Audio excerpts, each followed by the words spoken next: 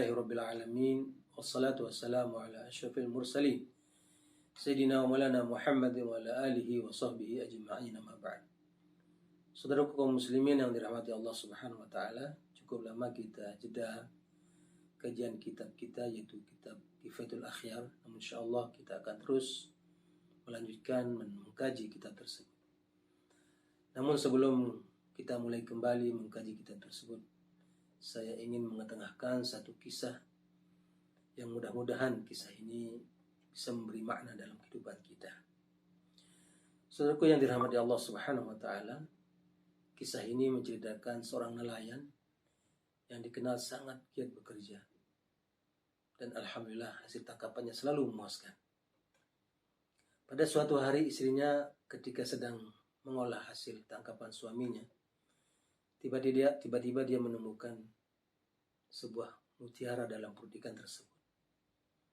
Dan setengah berteriak dia manggil suaminya, memperlihatkan keindahan mutiara yang begitu indah, yang baru dilihatnya dalam hidupnya.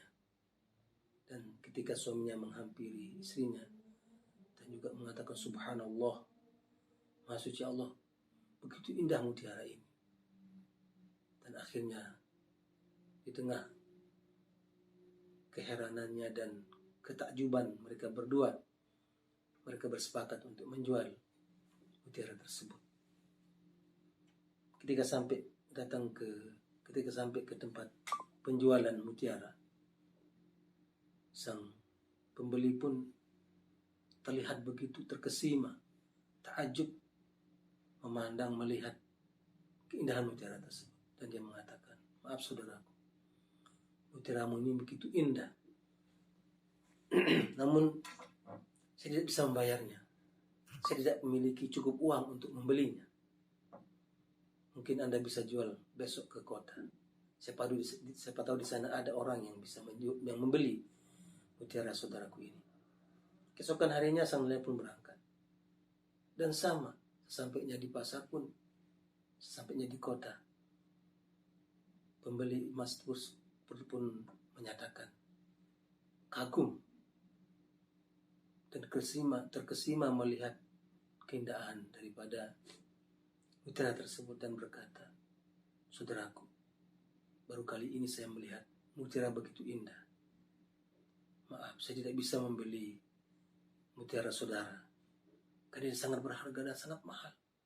Saya tidak memiliki uang cukup untuk membelinya. Saya sarankan Anda untuk menjualnya ke Tuan Wali, Gubernur atau Raja. Siapa tahu Anda bisa menjualnya di sana. Akhirnya sang nelayan pun pergi ke istana raja untuk menjual mutiaranya itu. Setelah menunggu begitu lama, akhirnya dia hadir di hadapan raja dan menyatakan maksudnya. Dan ketika raja melihat mutiara tersebut, hal yang sama pun terjadi.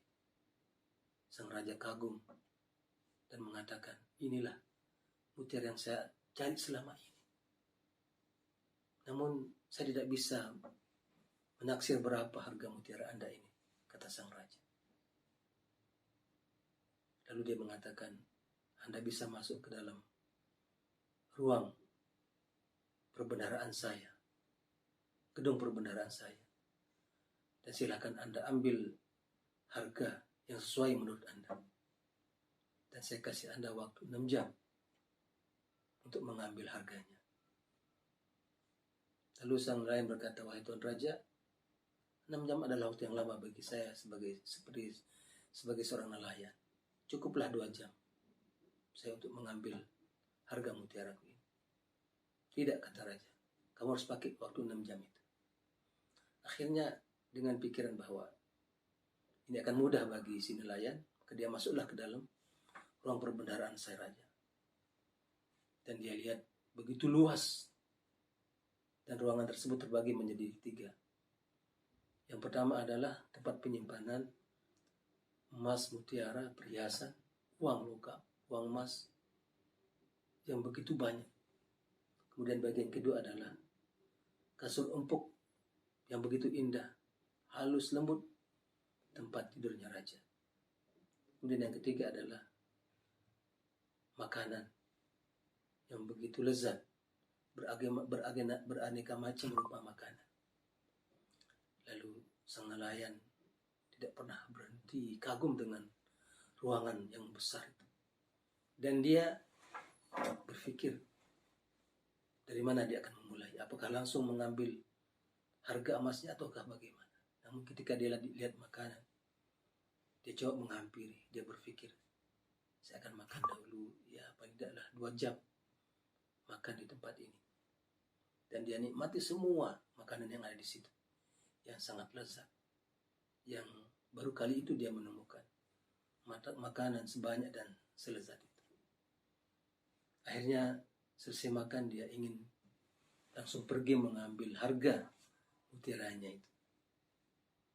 Namun sebelum sampai dia ke tempat harga mutiaranya itu, dia menoleh ke sebelah kanan dan dilihatnya kasur yang begitu empuk, luas, besar, dan sangat indah. Dan dia berpikir, seandainya saya tidur sebentar saja untuk mengembalikan kekuatanku agar nanti aku kuat membawa harga mutiaraku. Sungguh sesuatu yang sangat menyenangkan, kata sang nelayan. Hanya dia mencoba duduk, memegang-megang kelembutan kasur dan bantalnya. Dan dia coba merebahkan badannya.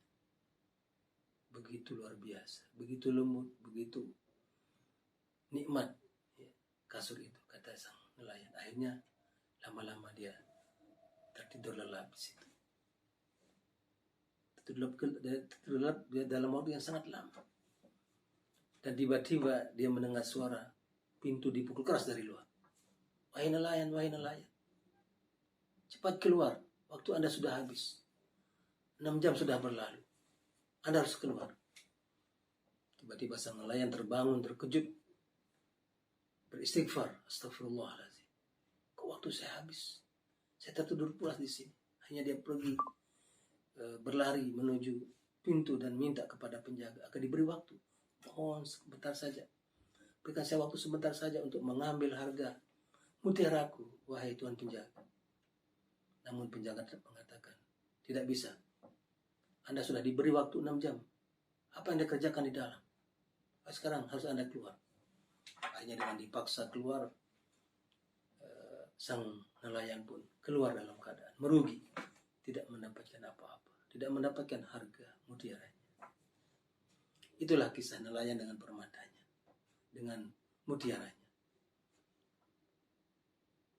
Saudaraku yang dirahmati Allah Subhanahu wa taala, kira-kira apa ibrah yang kita ambil dari kisah ini?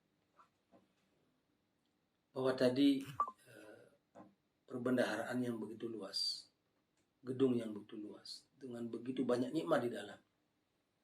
Itulah dunia yang kita tempati saat ini. Hulwatun khadirah. Yaitu dunia yang hulwah, yang manis, yang menggiurkan, namun juga menipu. Mata'ul gurur. Ada bagian-bagiannya. Tadi si nelayan pertama mengambil makanan. Makanan ini adalah syahwat. Namun syahwat bisa menjadi baik, syahwat juga bisa menjadi buruk, kalau sesuai dengan perintah Allah. Namun ketika syahwat diturutkan, maka dia bisa menjadi Tuhan. Afara'aita man ittakhadha ilahu hawahu. Tidakkah engkau melihat orang yang menjadikan hawa nafsunya sebagai Tuhan? Lalu kasur empuk. Apa itu? Itulah perlambang tentang ghaflah, kelalaian. Sang nelayan tenggelam dalam tidurnya sehingga kehabisan waktu. Lalu apa ini? Yang berisi emas, perhiasan, uang, segala macam ada di situ.